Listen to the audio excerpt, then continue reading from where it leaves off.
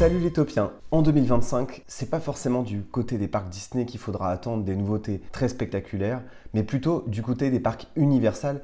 Et vous le savez parce qu'en fait, on en parle régulièrement sur la chaîne. La nouveauté la plus attendue dans les parcs à thème en 2025, c'est bien sûr l'ouverture du parc Universal Epic Universe, ce parc à plusieurs milliards de dollars, le troisième parc Universal en Floride qui permettra de faire une semaine quasiment complète dans le resort Universal à Orlando. Ce parc étant désigné par ses créateurs comme le plus avancé d'un point de vue technologique, avec un concept unique au monde et surtout une nouveauté qui sera proposée dans un contexte de crise pour la Walt Disney Company qui, en face, malheureusement, n'a pas forcément autant de nouveautés à proposer. Et alors là, ce matin, c'était la claque sur les réseaux sociaux avec un énorme dispositif de communication lancé par Universal auprès des sites d'actualité, des influenceurs et du public pour dévoiler le concept du parc Universal, officialiser les différentes zones qui seront situées à l'intérieur du parc, ainsi que certaines attractions, et en même temps faire planer le doute et le mystère sur certaines des attractions les plus emblématiques de ce parc. J'ai vraiment été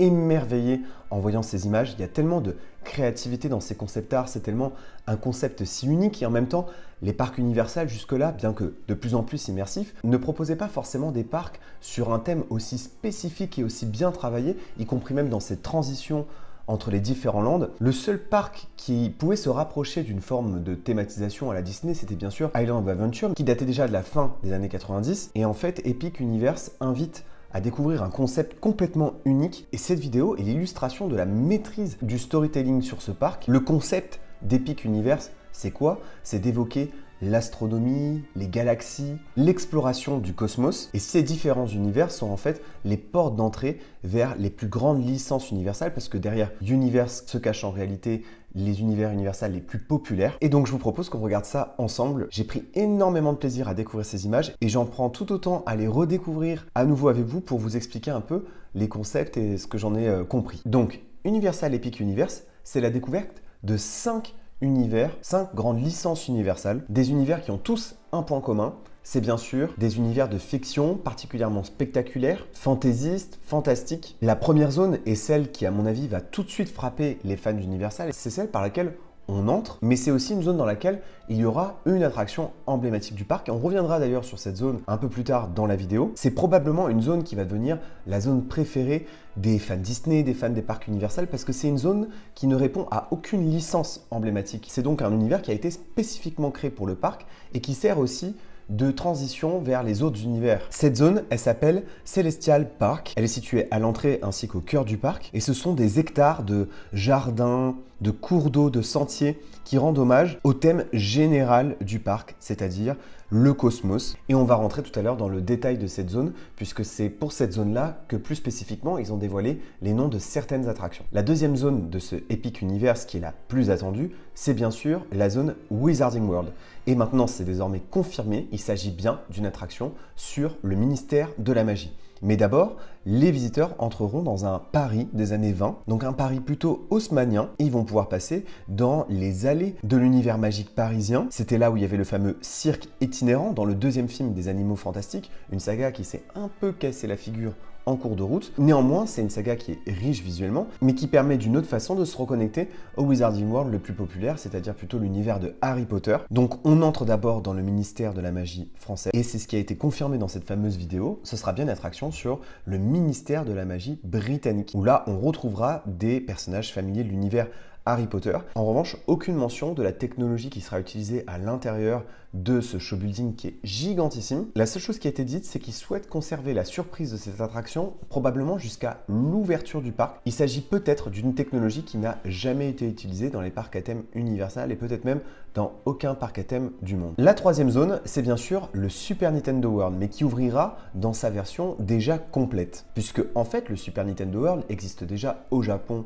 et à Hollywood dans des versions incomplètes puisque ces univers ont vocation à s'étendre. Donc on va pouvoir retrouver l'attraction emblématique qui existe déjà, celle sur l'univers de Mario Kart, on pourra voir le château de Bowser, mais il y a un autre univers dans Super Nintendo World et qui est un peu plus loin dans le land, c'est celui de Donkey Kong. Et là, c'est aussi un nouveau type de coaster dont d'ailleurs on a vu certains véhicules qui sont actuellement en test au niveau du chantier. Des véhicules qui donnent l'illusion de rouler sur un rail, mais en réalité, le rail du coaster est positionné à la perpendiculaire sur un bras incliné et qui permet de donner en fait l'illusion aux visiteurs de mourir lorsque par exemple, il voit qu'il n'y a plus de rail devant lui, mais en fait le véhicule continuera à avancer et à faire des mouvements. Ensuite, c'est aussi l'arrivée de l'univers Dragon dans les parcs Universal, bien qu'il y ait déjà un spectacle emblématique à Universal Beijing. La saga Dragon débarque donc à Universal. On sait déjà à peu près quelles sont les quelques attractions qui seront situées dans cette zone, notamment celles qui sont en extérieur, qu'on peut voir depuis le ciel. Mais là aussi, dans la vidéo, il y a une sorte de promesse, celle de pouvoir voler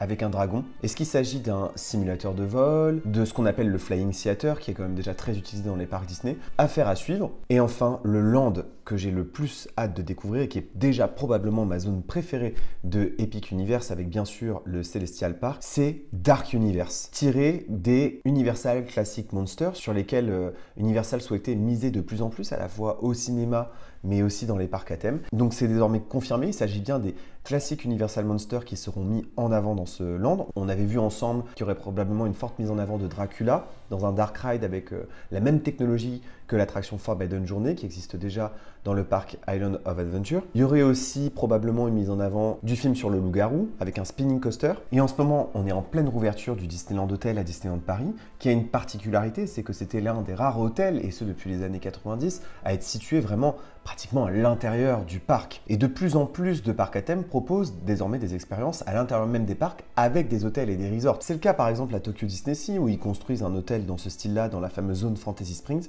mais c'est le cas aussi avec cet hôtel qui va s'appeler le Universal Helios Grand Hotel, qui sera à l'intérieur du parc à thème, dans la zone Celestial Park. Ce sera une expérience plutôt luxueuse qui permettra aux visiteurs de rester dans l'univers du parc. Tous ces univers, on va pouvoir les rejoindre via des portails qui ont à peu près tous la même allure graphique, qui sont aussi des points culminants qui permet sans doute aussi aux visiteurs de pouvoir se repérer dans le parc. Et donc on a vu par exemple le portail vers le Wizarding World, le portail vers la zone Dragon, le portail absolument fascinant de Dark Universe, le portail vers Super Nintendo World qui existe aussi dans les autres parcs mais qui a été un peu réimaginé pour qu'il corresponde bien à l'esprit de ce parc-là. Et puis aussi tout simplement le portail vers l'entrée du parc avec ce concept art absolument magnifique. Et vous voyez en fait que les 4 autres points culminants se font face dans le parc à thème, ce qui va grandement aider les visiteurs à se repérer. C'est ce que je reproche d'ailleurs beaucoup au parc Universal jusque-là. Une certaine difficulté à pratiquer ces parcs à thème qui ont parfois grossi sans vraie cohérence narrative. Ici, c'est pas du tout le cas. Ça se voit que ces univers sont faits pour coexister entre eux et qu'il y a une vraie cohérence scénaristique entre guillemets. Et dans le Celestial Park,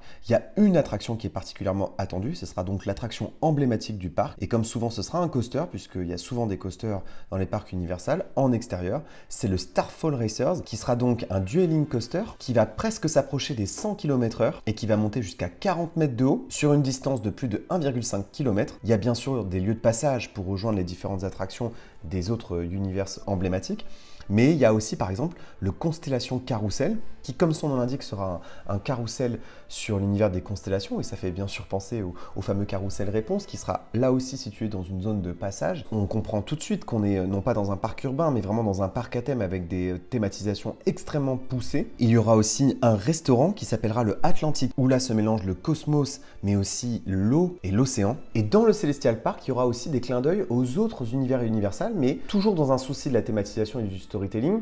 Ce seront des zones qui d'abord répondront au thème de Celestial et qui laisseront des clins d'œil aux univers auxquels ils sont proches physiquement. C'est l'exemple là par exemple de ce restaurant qui va s'appeler The Blue Dragon Pan Asian Restaurant, qui là va faire un lien avec la zone Dragon. Vous aurez aussi par exemple une boutique Nintendo qui va s'appeler Celestial Park Nintendo Superstar Store intérieur, qui se situera dans la zone Celestial mais qui en réalité fera le lien avec Nintendo mais discrètement. Donc voilà pour ces images complètement hallucinantes de Universal Epic Universe. Je pense qu'on vit une époque extraordinaire. C'est la première fois sur ma chaîne que je vais traiter l'ouverture d'un parc à thème de cette envergure. Depuis que je fais des vidéos, il y a eu bien sûr des ouvertures de parcs Universal, comme à Beijing par exemple. Au tout début, c'était l'ouverture de Shanghai Disneyland. Il y a eu bien sûr les ouvertures de World of Pandora, de Galaxy's Edge, mais je ne crois pas avoir traité quelque chose d'aussi énorme que Universal Epic Universe, que bien entendu, j'irai découvrir avec vous en 2025. C'est un de mes projets et peut-être même que j'irai 2 fois. En tout cas, c'est sûr que je me ferai un séjour de plus de 3 jours dans ce parc pour tout découvrir, tout tester et pour savoir si enfin les parcs Universal pourraient atteindre les standards des parcs Disney. Et vu ces images, c'est plutôt bien parti et j'ai vraiment très hâte d'en savoir plus. Merci d'avoir regardé cette vidéo les Taupiens, n'oubliez pas que vos rêves sont éternels. Bye!